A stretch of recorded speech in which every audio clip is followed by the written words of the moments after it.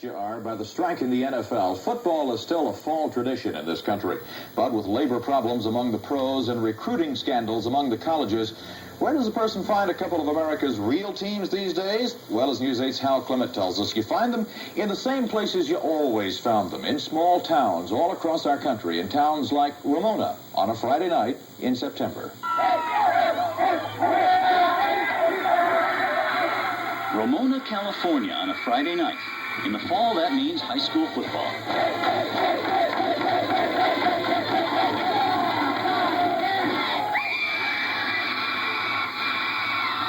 What else do you do in Ramona on a Friday night if you don't come to the Bulldog games? No, I either go to the movies or stay home. I mean, there's not really too much to do around here. Skating or the movies.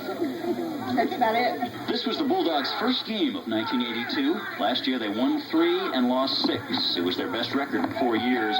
But the past is forgotten. It's a new team, new season. They're reaching. They'll do good. Bulldogs have a really good team this year. I think they're going to take second or first place this year.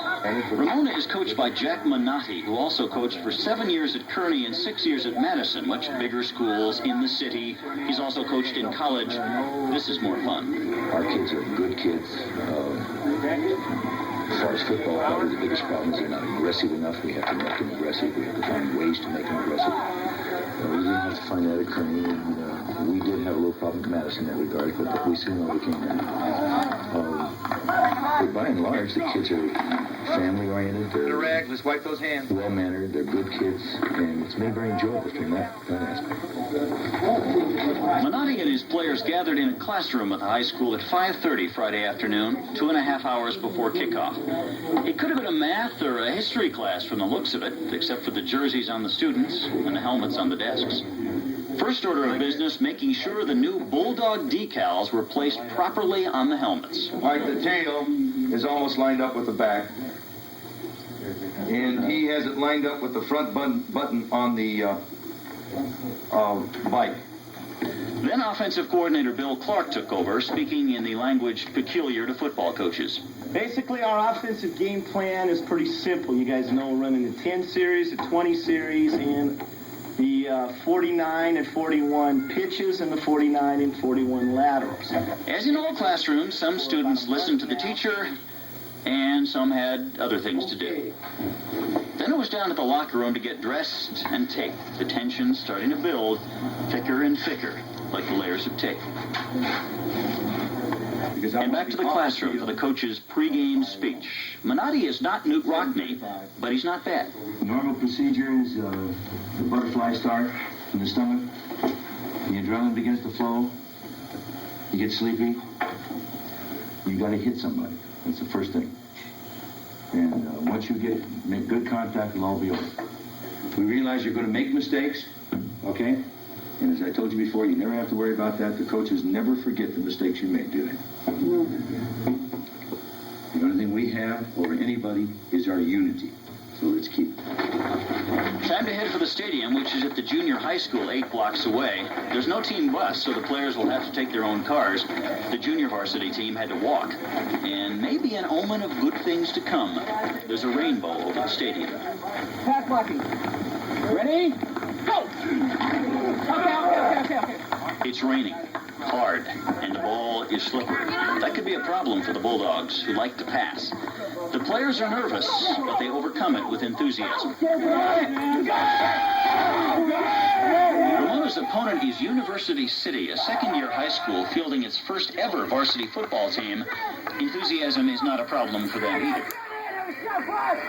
One of the charms of coming to a high school football game on a Friday night is that things really don't change that much over the years. And even if it's been quite some time since you were in high school, you come out to a game like this, you look around, you say, I remember when we used to do that.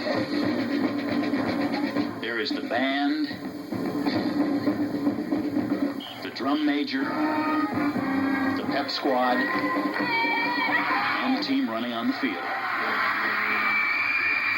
Ramona lost the toss, and they had to kick off.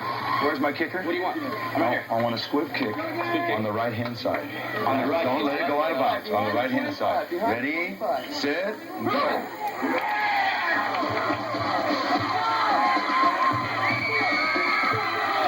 He got his squib kick, and the game and the season were underway.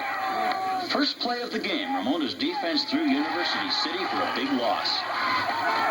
The rain had suddenly stopped, and Ramona was able to get its passing game going for a while. But the ball was still slippery. Menotti on the sidelines kept his cool, but he is a coach, and coaches do have to occasionally ask referees questions. Did you feel he hit him from behind? Even though everything was in front? I mean, it looked like his head and everything was in front. All right, that's what your judgment was. And coaches have to offer suggestions. Hitting! Hitting! Hitting! And question officials some more. I can't believe it! No! No! I understand it's a judgment. Okay, but he was on the ground.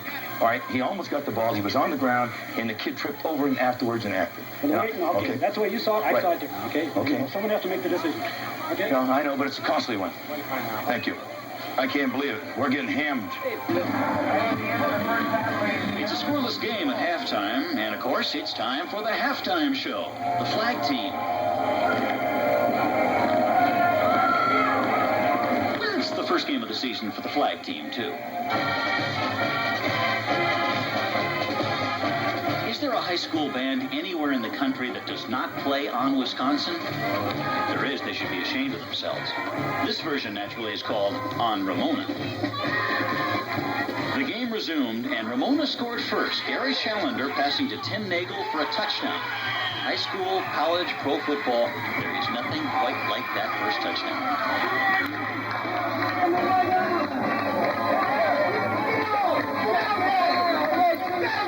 But University City was not about to roll over. Troy Duncan, what a marvelous name for a quarterback, to Albert Crosby, touchdown.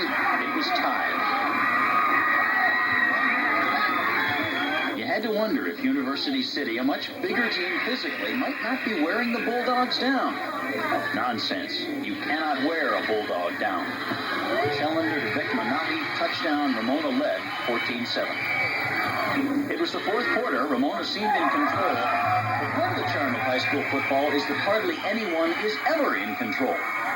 The final minute of the game, University City had the ball. Coach Menotti joined his team in the huddle. He stopped this first down, guys, and the game's over. Come on. You got to stop him. But University City got the first down. Time running out. Then, near disaster for Ramona. A long pass, a great catch. University City had the ball at the 1-foot line with 13 seconds left. They tried a quarterback sneak for the touchdown. No good. Time ran out. Ramona had won it 14-7.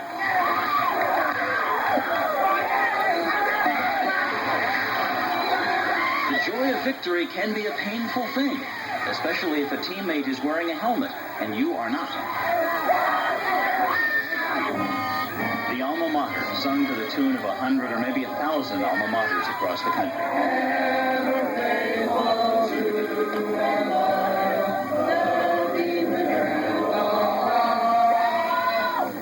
And celebration for the heroes of Friday night.